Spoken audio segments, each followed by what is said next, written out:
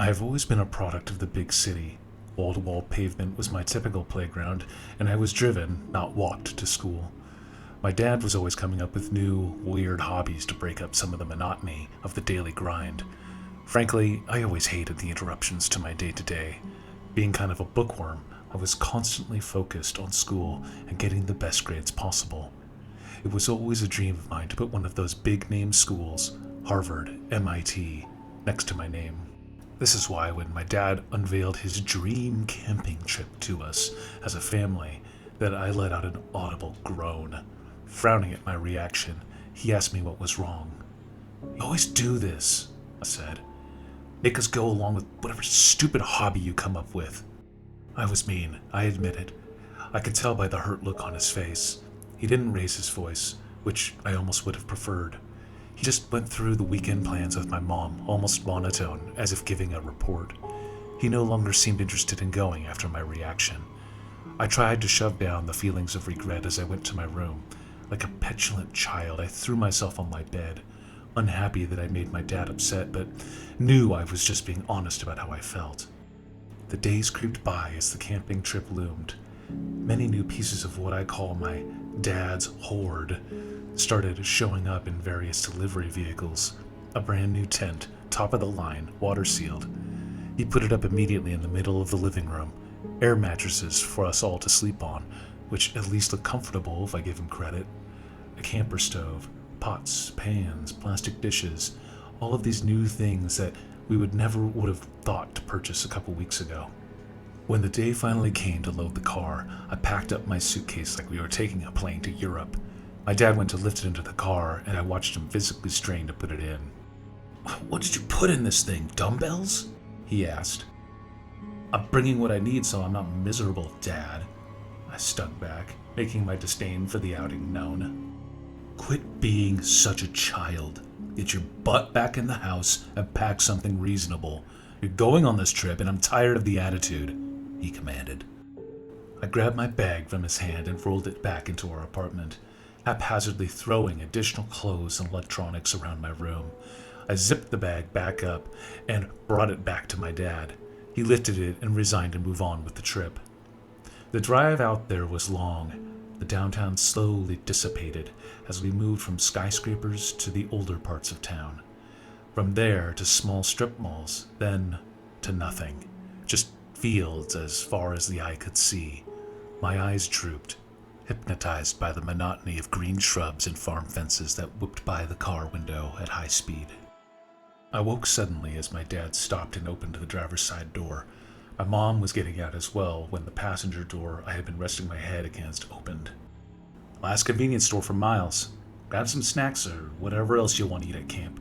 Won't be another chance," my dad said. Undoing my seatbelt and extracting myself from the heavily packed car felt like a struggle after having slept in a sitting position for a few hours. Stretching my arms and arching my back, I surveyed the store we had pulled up to. The parking lot was made of an uneven pack of dirt and gravel. There hadn't been much of an attempt to maintain it, as there were several potholes filled with water sprinkled across the parking spaces. The store itself looked like an old barn house or farm storage facility, repurposed with classic-looking LED signs stating "Open" and your variety of domestic beers and alcohol. The wood was dark brown, either painted or weathered to be that way. The door creaked open, and a bell jingled as we passed through the doorway. "Afternoon, folks," said an elderly man behind the register. He was wearing a plaid-collared shirt and jeans that looked like they'd been put through one wash too many. His white hair was flattened, as if he'd been wearing a baseball cap most of the morning. He had a smile on his face as he greeted my parents. When he scanned his eyes on me, however, they narrowed slightly, as if he could read something beyond my physical appearance. He quickly snapped back to my folks, reverting back to the initial smile as we walked further into the store. My dad got distracted by a bait and tackle section. I don't know if he'd ever fished before in his life, but it was sounding more and more like he was going to on this trip. "Hey kid," said a voice behind me. The old man at the counter was looking at me, only this time his smile had changed into a calculating expression that made me uncomfortable. "I want to ask you something," he he followed up. I stepped closer to the register, but not all the way up due to this guy giving me the creeps. "What do you know about these woods?" he asked. "Not much, really. My dad wants to go camping. I'd rather jump off a cliff, to be honest," I replied. I noted that his eyebrows raised at the comment. He probably didn't like me speaking that way about my dad's camping trip, but I didn't care. "I wouldn't joke about something like that if I were you," he said. "There's something strange about those woods your folks are taking you to." I looked at him for a moment, unsure if he was just trying to scare me or what. "What do you mean strange?" I asked.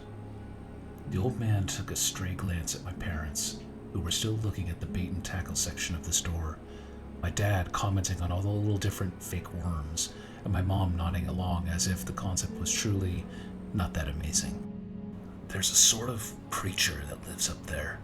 Not a wolf or a bear or anything you might be thinking of. It isn't alive, in a manner of speaking. Doesn't bother most of the folks that come through here, though.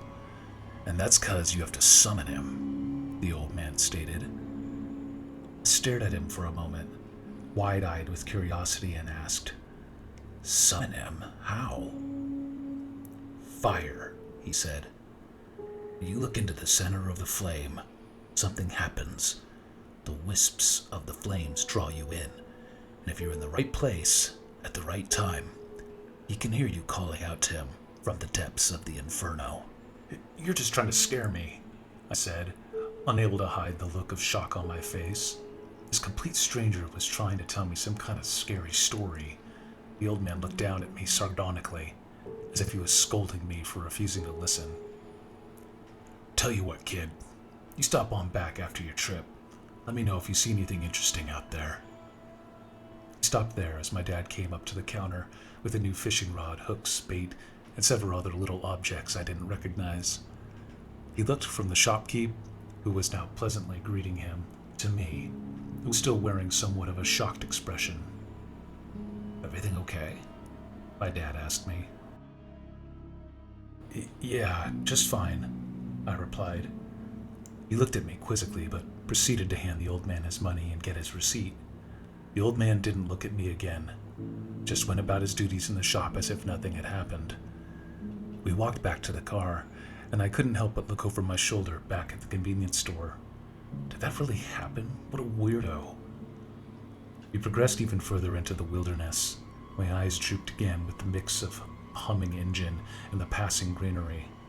It was hard not to think about what the old man said, though. There was something prescient about his tone, like he knew something was going to happen.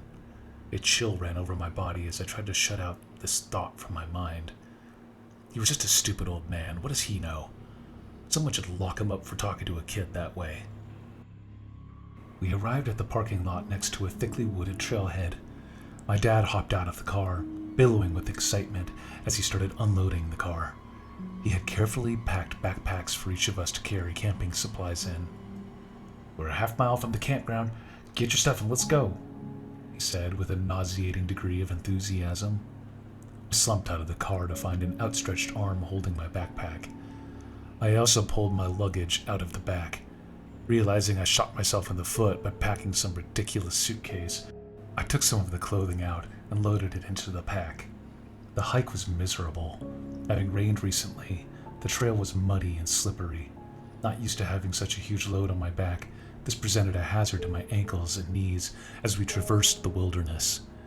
We eventually turned off the trail and into an open area that had been clearly made into a designated camping site. My dad put his backpack down and took in a large breath of air. I sunk down on a log and watched my parents get the tent out of my mom's bag and start messing with the poles.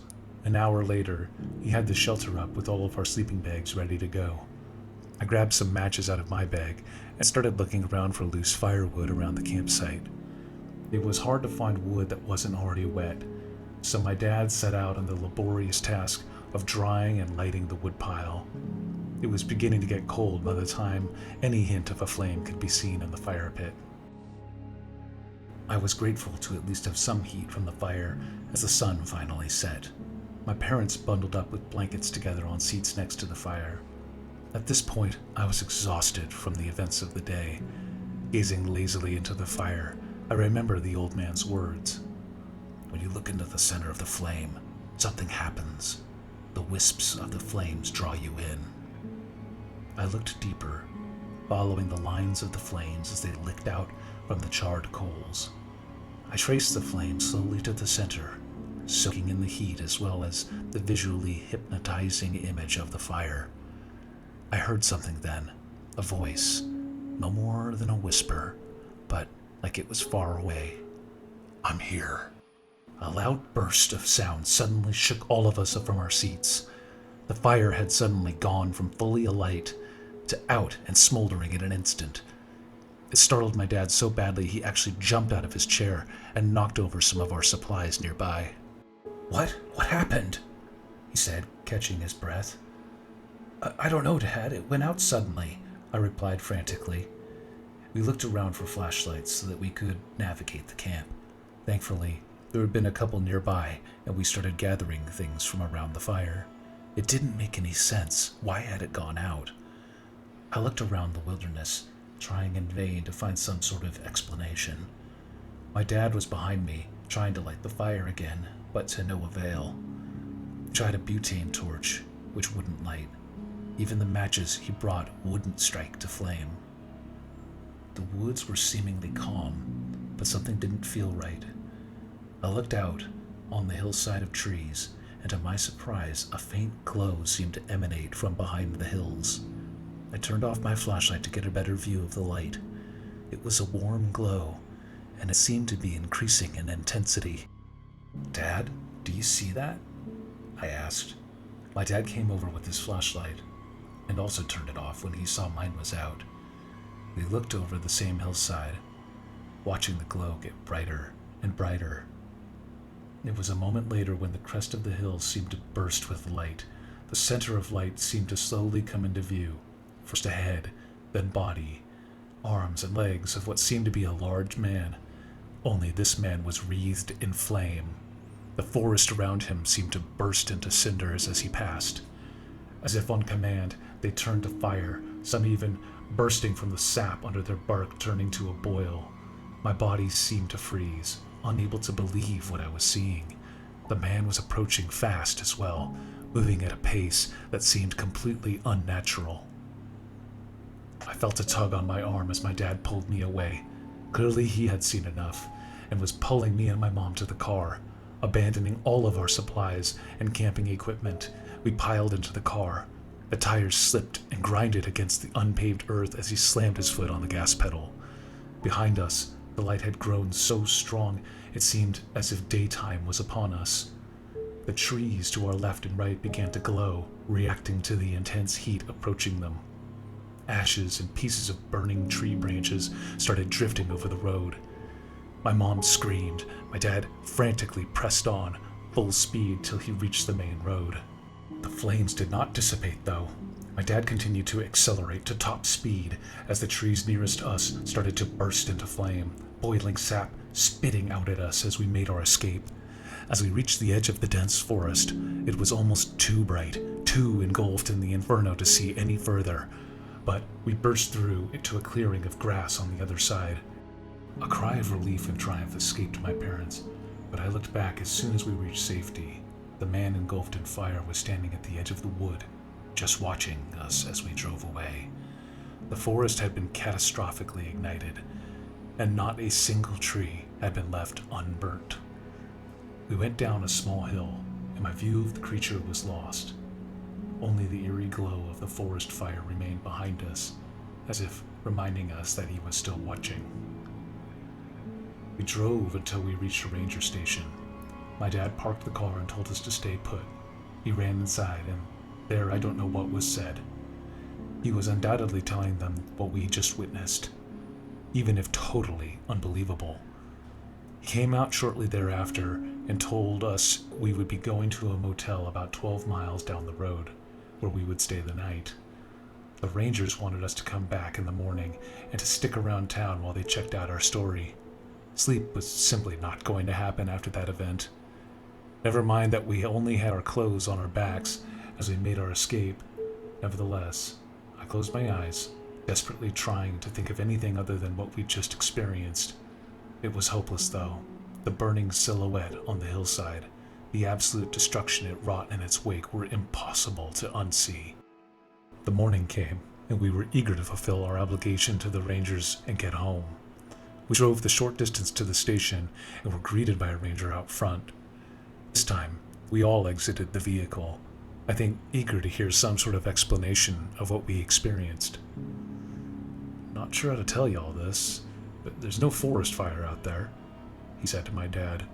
We just stared at him, disbelief painted on our faces. "Officer, there must be some kind of mistake. We ran for our lives last night, almost burned to death," my dad said, trying to reason with him. "Look, how about all you hop in the cruiser? I'll take you up there, and you can see for yourselves. There should be plenty of room," the ranger said as he motioned to his car. We piled into the car and watched out the windows as the forest ranger pulled into the main road and toward the forest.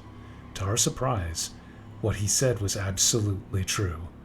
We approached the forest entrance and not a single thing looked out of place. Bright green trees, lush vegetation greeted us as we entered the outer edge of the tree line. My dad gave him directions to our campground, which he seemed to know instinctively.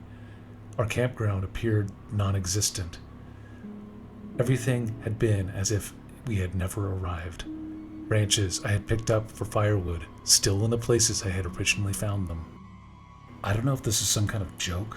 Honestly, when you told us about the fire, we half expected to have an arson investigation on our hands. "Since there is no fire, though," he said, but was cut off by my dad. "Stuff, our camp! All of it was here, where is it?" my dad exclaimed. The ranger paused for a moment before replying. "Sir, I don't know what happened to you, but there's nothing here.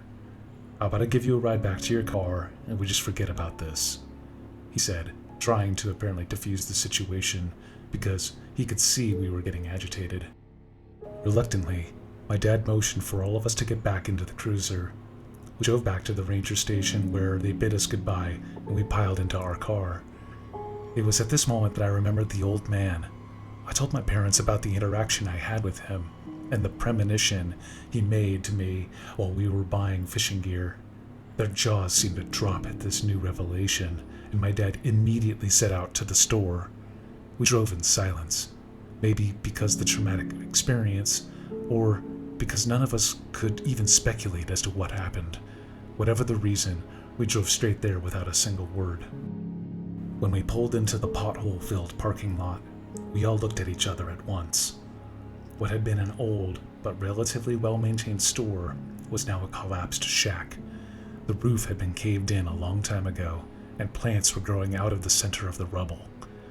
We all got out of the car and walked around, looking in all directions as if we had maybe missed the store. "I must have driven to the wrong place," my dad said. "No, Dad, this is it. I remember the parking lot. I remember all the potholes. This is it. But what is this?" I said, not really sure how to explain what we were seeing. "I don't know, but I think I've seen enough," he said. And that was it. We all piled in the car, unable to explain, unable to forget what happened. We drove onto the main road again and back toward the city. As we reached speed, I noticed my parents were holding hands on the center console. I don't know what made me do it, but I also reached out and placed my hand on theirs. My dad glanced sideways at me from the driver's seat, a small smile appearing on his face. I'll never know what happened to us out there, but from that day forward, I would always remember what was most important, the people that I keep close, and how we'll always have this experience we shared, and that we survived it.